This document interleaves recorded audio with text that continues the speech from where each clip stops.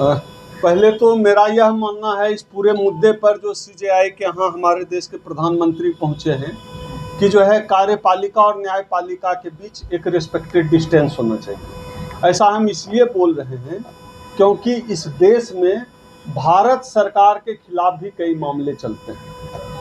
भारत सरकार के खिलाफ भी कई मामले चलते हैं, सैकड़ों हजारों लाखों मामले चल रहे हैं, चलते रहे।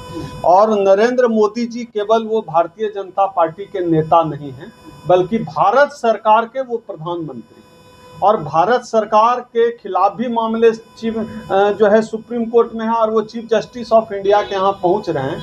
इसका मतलब है कि जो है ये ठीक नहीं है, जो कार्यपालिका और न्यायपालिका के बीच जो दूरी होनी चाहिए वो रिस्पेक्टेड दूरी मेंटेन नहीं की जा रही है। दूसरी बात, मेरा यह मानना है कि चीफ जस्टिस ऑफ इंडिया को भी इस मामले में सावधानी बरतनी चाहिए। उनकी क्रेडिबिलिटी भी खतरे में आ गई है। उन्होंने आज तक जितना कमाया है, मुझे लगता है कि प्रधानमंत्री उनके घर आ गए तो जो है गंवा दिया। अब ऐसा भी नहीं है कि बिना निर्धारण के होगा कि मोदी जी का मूड बन गया कि चलें आज लस्सी पीना है, चले गए जाके दरवाजा नॉक कर दिए घुस गए, ऐसा नहीं हुआ होगा। प्रधानमंत्री का कार्यक्रम है तो जाहिर सी बात है कि पूरी योजना बनी होगी, पूरी प्लानिंग हुई होगी, तब गए होंगे। तो न्यायपालिका पर भारतीय समाज आंख मूंद कर विश्वास करता रहा है। न्यायपालिका की अगर इस तरह भूमिका होगी तो न्यायपालिका जो पहले से न्यायपालिका संदिग्ध है, खास तौर पे जब आया था मामला जो एक राज्यसभा गए हैं इनके नॉर्थ ईस्ट के जो एक गोगोई जब से राज्यसभा गए हैं, उसके बाद जब भी कार्यपालिका से जुड़े किसी व्यक्ति और न्यायपालिका से जुड़े किसी व्यक्ति की गलबहियां देखने को मिलती है तो देश का नागरिक जो है थोड़ा डर जाता है, थोड़ा भयभीत हो जाता है, थोड़ा सिहर जाता है। लेकिन मैं इस सारे मामले को बिल्कुल अलग एंगल से देखने की कोशिश कर रहा हूँ।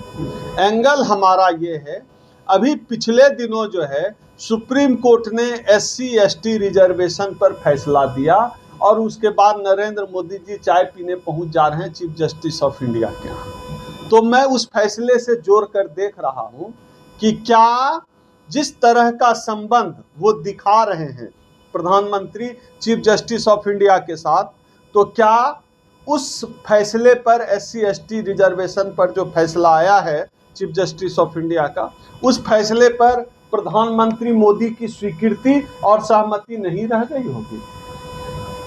अगर ऐसा होता तो यह ऐसा नहीं है कि कोई एलियन तो है नहीं चीफ जस्टिस ऑफ इंडिया, वो भी इसी समाज के हिस्सा है, लेकिन लोग आना जाना करते हैं। जिस तरह से तस्वीरों को वायरल किया गया, खुद प्रधानमंत्री जी ने 19 सेकंड का वह वीडियो उनके NarendraModi.in पर उन्होंने डाला है।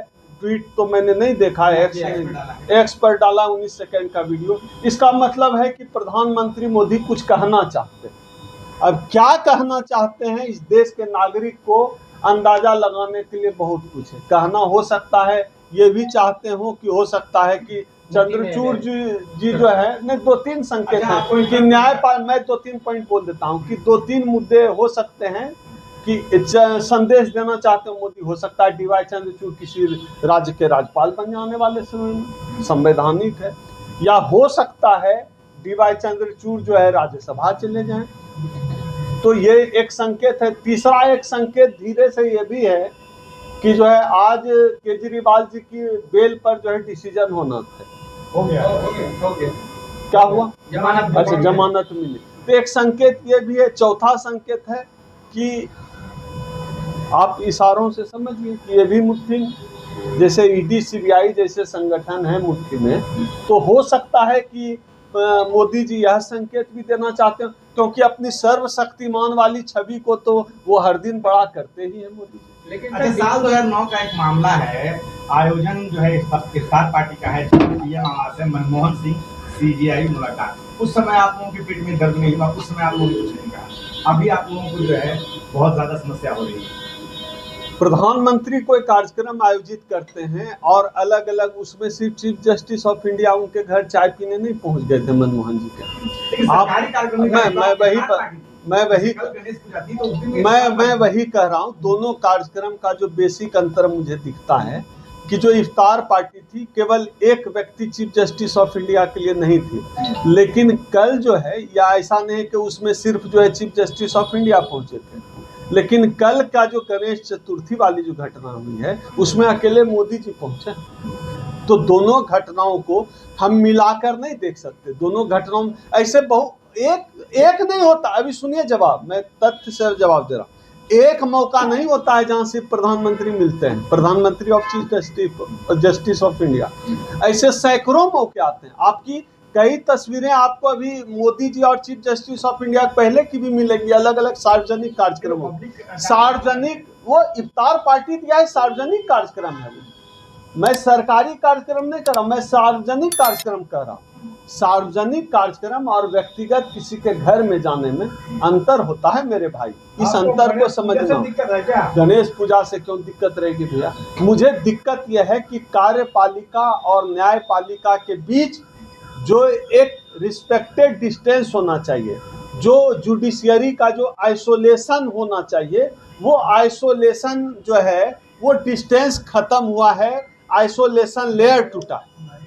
Sir, D Y. चंद्रचूड़ जब सीजेआई बने तब ये कहा गया कि बहुत लिबरल हैं, अम्बेडकरवादी हैं और जो है दलित पिछड़ों की पीड़ा को समझते हैं। तो क्या लगता है कि कहीं ना कहीं जो है भाजपा अपनी तरफ को जो है वो हाईजैक कर आप नहीं, आपने दो तीन बातें कही कि जैसे वो अम्बेडकरवादी हैं। भैया, अम्बेडकर की तस्वीर को जो है माला पहनाने और अम्बेडकर की मूर्ति के सामने हाथ जोड़ते इसको अम्बेडकराइट हो जाता है क्या?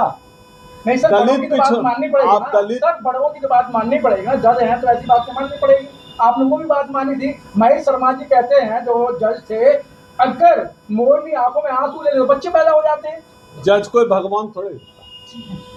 क्या लगता है? नहीं, बात तो मानी जाए। आपने क्या बोला शुरू में, न्यायाधीश। मैं तो ये भी कहता हूँ कि जो है ब्राह्मण जो है मुंह से पैदा हुआ है, उनका सम्मान करना चाहिए। आप लोग कहाँ मान रहे हैं? अच्छा ओम सुधा जी, क्या लगता है कार्यपालिका और न्यायपालिका में घालमेल होता जा रहा है? जिस प्रकार से पिछले कुछ समय में जो रिटायर्ड जज हैं वो अलग अलग बोर्ड के चेयरमैन कर रहे हैं, भाजपा ज्वाइन कर रहे हैं, तो उस पर क्या कहना? नहीं, सिर्फ भाजपा ज्वाइन नहीं कर रहे, मैं वही बात आपकी पूरी कर दे रहा हूँ। न केवल भाजपा ज्वाइन कर रहे हैं, बल्कि जिन्होंने भाजपा सरकार के पक्ष में खास तौर पे जिन जजों ने फैसला दिया है, वो जज अलग अलग बोर्ड के चेयरमैन हो रहे हैं। वो कई बोर्ड के चेयरमैन, बड़े बड़े बोर्ड के चेयरमैन बने। यही तो खतरनाक है ना, यही तो खतरनाक है। वही मैं कह रहा हूँ कि कार्यपालिका और जुडिशियरी में एक रिस्पेक्टेड जो है डिस्टेंस होना चाहिए। जुडिशियरी को एक रिस्पेक्टेड आइसोलेशन में रहना चाहिए। वो टूट रहा है, वो ठीक नहीं है। अब तक आप ईडी सीबीआई का इस्तेमाल करते आए हैं। जो छवि है ईडी सीबीआई और तमाम संगठनों का आपने इस्तेमाल विरोधियों को पस्त करने के लिए किया। अब आप सुप्रीम कोर्ट के चीफ जस्टिस ऑफ इंडिया के घर पहुंच के क्या दिखलाना चाहते हैं?